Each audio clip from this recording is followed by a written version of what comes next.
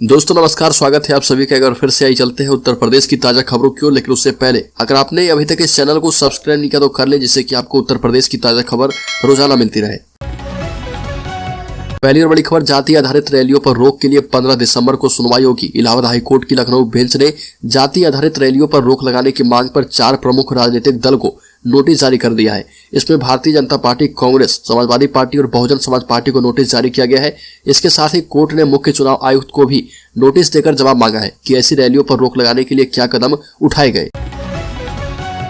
अगली खबर, विदेशों से नोएडा आएगा 1 लाख करोड़ का निवेश। सिंगापुर, सिडनी और ब्राजील की बड़ी कंपनियां नोएडा में निवेश करेगी। इसके लिए तैयारी शुरू हो चुकी है। शासन की ओर से जो प्रतिनिधिमंडल इन देशों को जाएगा उसमें नोएडा ग्रेटर नोएडा प्राधिकरण की सीईओ रितु माहेश्वरी और दोनों प्राधिकरण के एससीओ स्तर के अधिकारी भी होंगे।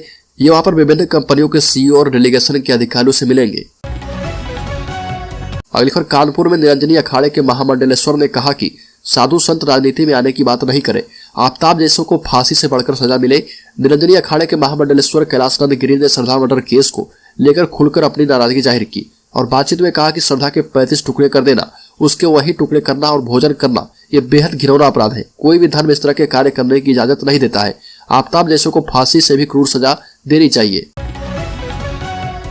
अगली बार, रामपुर में एसपी ऑफिस के बाहर धरने पर बैठे सपा प्रत्याशी। रामपुर में समाजवादी पार्टी के प्रत्याशी आसिम राजा अपने समर्थकों के साथ पुलिस अधीक्षक कैंप कार्यालय के बाहर धरने पर बैठ गए।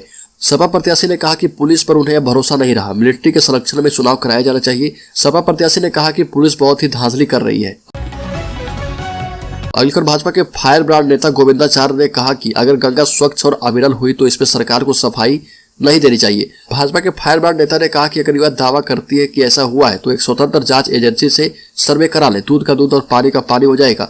भाजपा के फायर ब्रांड नेता गोविंदाचार्य ने कहा कि गंगा सफाई का सर्वे करवा लिया जाए। भाजपा के दावे कुछ भी हो, गंगा जल आचमन लायक नहीं है। अगली खबर, गौतम बुद्ध नगर में एनटीपीसी से प्रभावित 24 गांव के किसानों ने की महापंचायत। बोले मांगे नहीं मानी गई तो 8 दिसंबर को डीएम ऑफिस घेरेंगे। दादरी एनटीपीसी से प्रभावित 24 गांवों के किसानों का धरना 2 नवंबर से रसूलपुर गांव में चल रहा।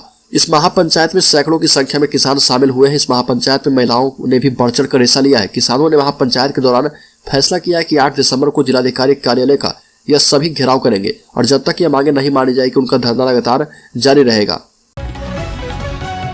अगली खबर, साध्वी निरंजन बोली अयोध्या हमारी हो चुकी है, अब मथुरा की बारी है। कानपुर का ऐतिहासिक ग्रीन पार्क स्टेडियम को सामूहिक गीता पाठ का गवाह बना। सुबह सबसे पहले 300 स्कूलों से आए 1100 बच्चों ने गीता पाठ किया। इसके बाद करीब 1 लाख लोगों ने गीता के 18 अध्याय के लिए 18 श्लोक का पाठ किया। इस मौके पर महाभारत सीरियल में श्री कृष्ण का रोल निभाने वाले नीतीश भारद्वाज ने कहा कि देश में कुरुक्षेत्र जैसी स्थिति है, हम हिंदुओं को वर्गों में न बांटकर एक होना होगा। देश में जब तक हिंदुओं का विलय नहीं होगा कुरुक्षेत्र जैसे हालात बने रहेंगे। अगली खबर, आजम खान ने कहा कि उपचुनाव में की जा रही है बर्बरता, पुलिस के डर से लोग कर रहे पलायन।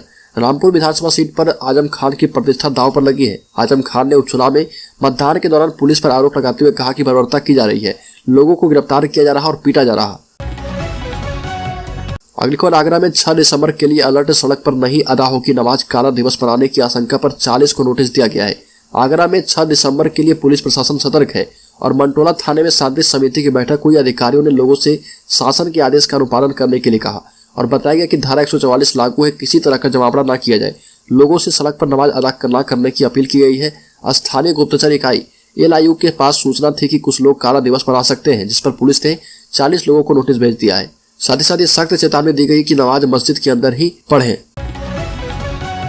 अगली खबर, सीएम योगी ने निकाय चुनाव के मद्देनजर 950 करोड़ रुपए की परियोजनाओं का किया शिलान्यास। बोले यूपी में बनेगी ट्रिपल इंजन की सरकार। निकाय चुनाव के मद्देनजर मुख्यमंत्री योगी आदित्यनाथ प्रदेश में ट्रिपल इंजन सरकार सुनिश्चित करने के अभियान पर है। अलग अलग शहरों में निरंतर हो रहे प्रबुद्ध सम्मेलन इसी अभियान का हिस्सा है। सीएम योगी ने कहा कि डबल इंजन की सरकार में रोज नया प्रतिमान नया गोरखपुर गढ़ रहा। गोरखपुर में फिल्मों की शूटिंग हो रही है और इसका श्रेय सांसद अभिनेता रवि किशन को जाता है। अगली खबर, जिले के अंदर तबादला शुरू करने की उठी मांग। बीटीसी शिक्षक संघ की हुई अहम बैठक। शिक्षकों ने जिले के अंदर तबादले की प्रक्रिया शुरू करने की मांग की है। उत्तर प्रदेश दूरस्थ बीटीसी शिक्षक संघ के प्रदेशाध्यक्ष अनिल यादव ने बैठक करते हुए कहा कि शिक्षकों को नीचा दिखाने के लिए स्कूलों का सघन निरीक्षण करते हुए कार्रवाई की जा रही है।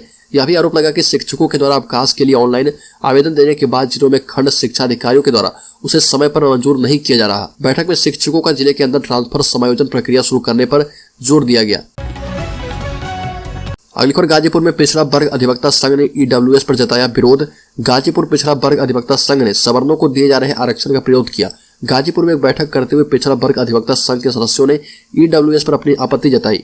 कलेक्टेड बार एसोसिएशन के सभागार में आयोजित कार्यक्रम के दौरान मौजूद अधिवक्ताओं ने कहा कि यह 10% का जो आरक्षण है वह संवैधानिक तो है, लेकिन इसका औचित्य नहीं है और यह एक तरह से समाज और देश के विरोध में है।